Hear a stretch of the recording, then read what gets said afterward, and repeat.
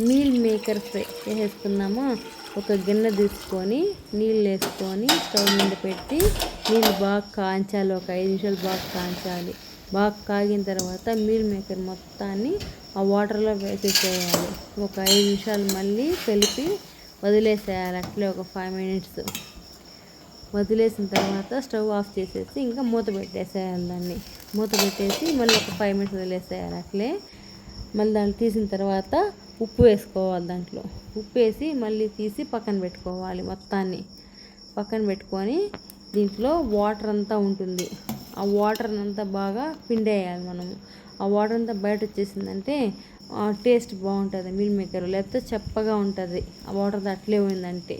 బాగా పిండేసి పక్కన పెట్టుకోవాలి. ఇది రైస్లోకి, రసం అన్నంలోకి, ఆ తర్వాత మజ్జిగన్నంలోకి చాలా బాగుంటుంది. చికెన్ మటన్ తిన్నట్టే ఉంటుంది మనకి ఇది.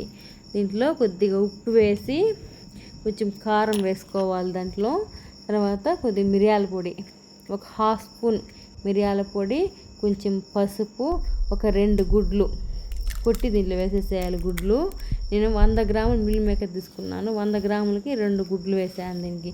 ఇది బాగా కలిపి ఒక 10 నిమిషాలు పక్కన పెట్టేసేయాలి. ఆ తర్వాత ఒక పెనం తీసుకొని పొయ్యి మీద పెట్టి కొద్దిగా దాంట్లో ఆయిల్ వేసుకోవాలి. ఆయిల్ బాగా హీట్ అవ్వాలి. హీట్ అయిన తర్వాత మనం ముందుగా కలిపి పెట్టాం కదా మీల్ మేకర్ని, దీంట్లో వేసేసేయాలి. ఇది వేసిన వెంటనే కలపకూడదు. ఇది కలిపామంటే చెదిరినట్టుగా అవుతుంది. ఇలా పేర్చి ఒక 2 నిమిషాలు వదిలేసేయాలి. అట్లా 2 నిమిషాలు వదిలిన తర్వాత ఇలా ఉంటుంది అది. మళ్ళీ ఒక గంట తీసుకొని మెల్లగా తిప్పాలి. ఇటు తిప్పినామంటే ఇలా వస్తుంది టెక్స్చర్ అది మనకి. ఇలా ఎగ్గేసాం కాబట్టి ఇలా ఉంటుంది. ఇది మంచి ప్రోటీను, ఎగ్ ప్రోటీనే మనకి. ఈ మీల్ మేకర్ ప్రోటీనే, మంచి ఫుడ్ ఇది మన బాడీకి. మన వీక్లీ ఒక్కసారైనా తింటే చాలు. దీన్ని చాలా బాగుంటుంది టేస్ట్. మనకి చికెన్ తిన్నట్టే ఉంటుంది ఫీలింగ్ అంతా.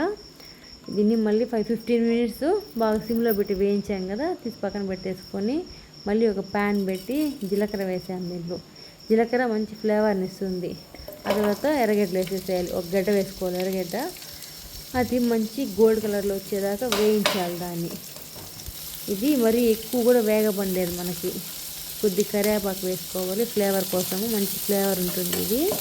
ఇది మనకి ఒకసారి చేసి తిన్నాము అంటే మళ్ళీ మళ్ళీ తినాలనిపిస్తుంది దీన్ని. కొద్దిగా అల్లం వేసుకోవాలి. అల్లం ఉప్పు బాగా కొంచెం పచ్చి వాసన పోయేదాకా బాగా వేయించాలి దాన్ని. కొద్దిగా సాల్ట్, దీంట్లో మళ్ళీ సాల్ట్, పసుపు, ఉప్పు, ధనియాల పొడి, మిరప్పొడి, కొద్దిగా గరం మసాలా వేస్తాం కాబట్టి మంచి ఫ్లేవర్ని ఇస్తుంది. మనం చికెన్కి వాటికి వేస్తాం కాబట్టి, దీనికి కూడా ఎగ్ వేస్తాం కాబట్టి మంచి ఫ్లేవర్ని ఇస్తుంది. కొద్దిగా వాటర్ వేసుకోవాలి. వాటర్ వచ్చేసి స్ట్రక్చర్ కోసం. అది కొద్దిగా ఆయిల్ తక్కువ వేసుకున్నాను కాబట్టి వాటర్ వేసుకోవాలి. మనం ముందుగానే వేయించి పెట్టుకున్న దాన్ని దీంట్లో వేసేసేయాలి. ఇది మీరు ఒకసారి ట్రై చేయండి, ఎలా ఉంటుంది చూడండి టేస్ట్. మళ్ళీ మీరే చెప్తారు బాగుందనేసి. ఎంతో టేస్టీగా, ఎంతో ఎమ్మీగా, చూడడానికి మంచి కలర్ఫుల్గా ఉండేది. దీంట్లో కొద్దిగా పచ్చిమిరపకాయలు వేసుకోవాలి. ఈ స్టేజ్లో వేసుకున్నామంటే ఆ చిల్లీ ఫ్లేవర్ బాగా వస్తుంది. కొద్దిగా కొత్తిమీర, ఆ తర్వాత ఒక నిమ్మకాయ, అర్ధం నిమ్మకాయ చెక్క పిండేసామంటే కొంచెం పులుపు వస్తుంది కాబట్టి పచ్చిమిరపకాయ, కొత్తిమీర, నిమ్మకాయ ఈ 3 వేస్తాం కాబట్టి మంచి టేస్ట్ని ఇస్తుంది. అది ముందుగానే వేసుకున్నామంటే నిమ్మకాయ చేదొస్తుంది. మనం దింపే ముందు వేసుకోవాలి. ఎంతో టేస్టీగా ఉండే ఈ ఫుడ్ని మీరు కూడా చేసుకొని తినాలి. Thank you for watching.